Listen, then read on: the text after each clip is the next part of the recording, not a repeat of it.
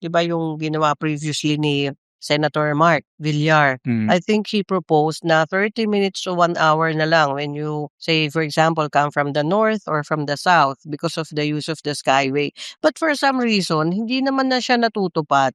Nagba-bottleneck pa din, there's still a lot of traffic. Anong masasabi niyo doon? Naranasan niyo na ba Yeah, yan oo. sa Yes, skyway? yes. Oo. Siguro malaking factor yung volume of vehicles that traverses from south to north.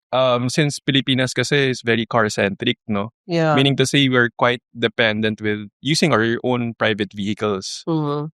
Dun din dapat side by side tinitignan ng government gaano kalaki dapat yung volume factor ng kotse na gumagamit sa mga ginawang infrastructure road versus sa public transportation na trains, buses, AUVs para din makita nila kung paano sinasabi ni Senator na 30 to 1 hour drive. Kasi nangyayari ngayon since pumasok din ng hybrid tsaka EV vehicles, Yeah, mas dumami pa, tumaas no? ang volume of use of private cars kasi walang coding eh. So I guess it's more of projections. Ano ba yung Mhm. trend talaga na makukuha natin for the use of public roadways? And then projections also, kailan ba matatapos yung mga infrastructure projects ng DOTR for the trains, yung mga future connections sa mga cities. Mhm. Kasi naka-hinge din siya doon. So ingress and Mm. egress of vehicles, kailangan din nila makita.